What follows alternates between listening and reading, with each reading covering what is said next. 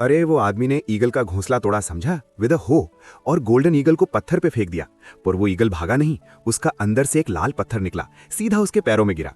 Zhao और लाई वो पत्थर उठाया, जेब में डाला और आधा मरा हुआ ईगल को पत्थर की तरफ फेंक के टाउन में भाग गया।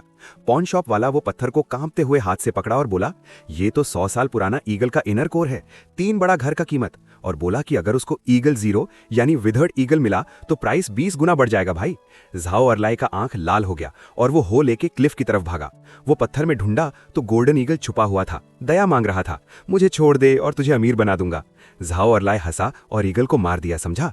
गोल्डन ईगल का पंख दर्द से हिल रहा था और वो ईगल जीरो को निकालने की कोशिश कर रहा था। गोल्डन ईगल ने पूरा ताकत लगा के उसको चोट मारा, खून उसके हाथ से बहने लगा। झाओ और लाई गुस्से में गोल्डन ईगल को मार डाला। वो फेक ईगल जीरो लिया और भाग गया, उसको दफनाया भी नहीं।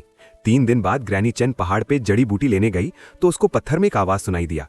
वो पत्थर में ढूंढी तो देखी गोल्डन ईगल मुश्किल से जिंदा था। उसका पंख टूटा हुआ था, उसका फेदर्स आधा से ज्यादा गायब था, बस एक हल्का गोल्डन लाइट था। ग्रैनी चेन ने अपना दुपट्टा निकाला, गोल्डन ईगल को लपेटा और घर लेके गई।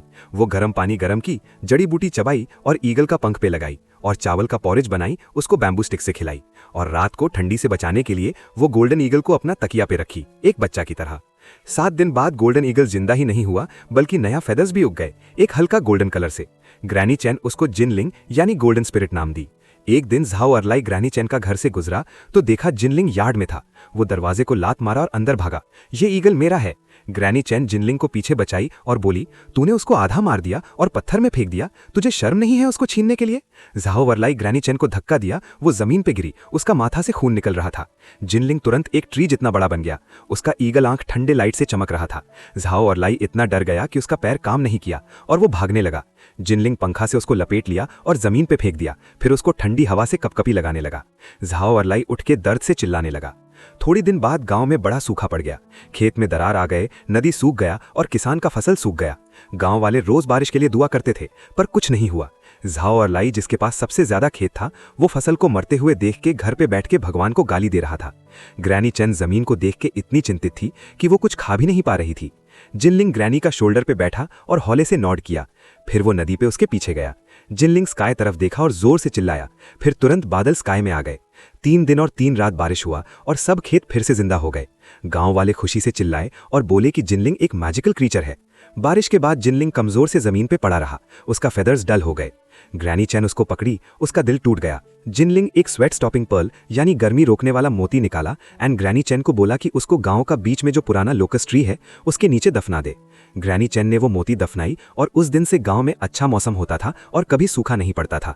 झाओ और लाई देखा कि वो मोती कितना अच्छा था और उसका लालच फिर से जाग गया।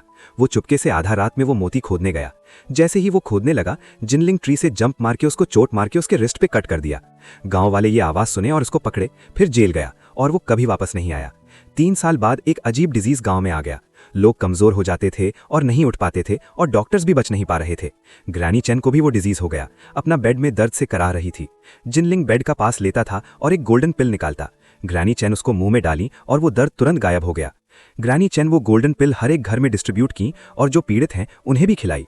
5 दिन में पूरा गांव ठीक हो गया। गांव वालों ने अपना पैसा मिला के ग्रैनी चेन को नया घर बना के दिया, पर उसने वो लेने के बाद सब गरीब लोगों में बांट दिया। एक दिन एक घूमता फिरता टाओइस्ट पंडित जी गांव से गुजरे और जिनलिंग को देख के उनका एक्सप्रेशन बिल्कुल बदल गया। ये पहाड़ों का स्पिरिचुअल क्रीचर है जिसमें बहुत मेरिट है। इसका ईगल जीरो चोरी हो गया था और इसे मर जाना चाहिए था। ये पूरी तरह से ग्रैनी की काइंडनेस की वजह से बचा है। पंडित जी ने आगे कहा, झाओ और लाई ने जो खोदा था वो तो गोल्डन ईगल का रियल स्पिरिट नहीं था, वो तो गोल्डन ईगल द्वारा डेलिबरेटली थूका हुआ फेक स्पिरिट था। रियल स्पिरिट तो कब से ग्रैंडमा की सुखाई जा रही हर्ब्स में छुपा हुआ था और काइंडनेस के साथ वो वापस ईगल के बॉडी में चला गया। ग्रैंडमा तो स्टंड हो गई, ये रियलाइज करते हुए कि उसके कैजुअल एक्ट ऑफ सेविंग ने गोल्डन ईगल के ट्रू स्पिरिट को प्रोटेक्ट किया था। उस दिन से गोल्डन ईगल हर रात ग्रैंडमा की रूफटॉप की गार्डिंग करता था, एक लंबी क्राई निकाल के किसी भी विलन के आने की वार्निंग देता था। अब विलेज में कोई भी थीफ ट्रबल नहीं करता था और हर हाउसहोल्ड पीसफुली सो सकता था। 1 साल बाद ग्रैंडमा का डिस्टेंट नेफ्यू उनके डोर तक आया, ये क्लेम करते हुए कि चूंकि उसके कोई चिल्ड्रन नहीं है, वो उसे सिटी में लेके जाना चाहता है कंफर्टेबल लाइफ एंजॉय करने के लिए। रियलिटी में उसने गोल्डन ईगल के गार्डिंग के बारे में सुना था और उसे ट्रिक करके बेचने के लिए ले जाना चाहता था फॉर मनी। उसने प्लीड किया और कोक्स किया और ग्रैंडमा का दिल सॉफ्ट हो गया तो वो अग्री कर गई। जैसे ही वो विलेज एंट्रेंस पे पहुंचे, गोल्डन ईगल स्काई से स्वूप डाउन किया, नेफ्यू पर एक शार्प लॉन्ग क्राई निकाल के उसे डरा दिया। गोल्डन ईगल ने अपना माउथ ओपन किया और एक ओल्ड नोट थूका जिसमें नेफ्यू का ट्रैफिकर के साथ ईगल को बेचने के बारे में डिस्कशन था।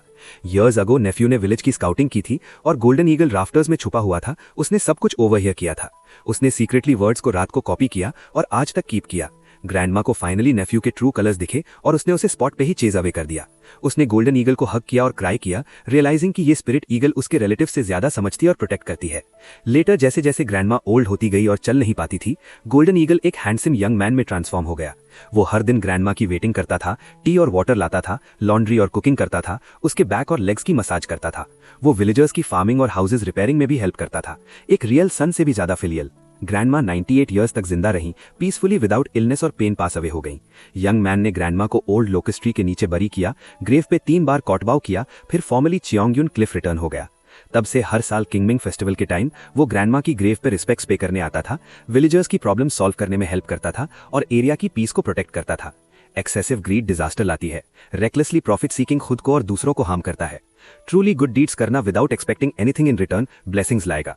Good and evil ultimately rewarded होते हैं। जो काइंडनेस आप देते हैं वही इवेंचुअली वो पावर बन जाती है जो आपको प्रोटेक्ट करती है। वर्ल्ड में सबसे प्रेशियस थिंग्स गोल्ड और सिल्वर नहीं है, बल्कि एक सिंसियर और काइंड हार्ट है।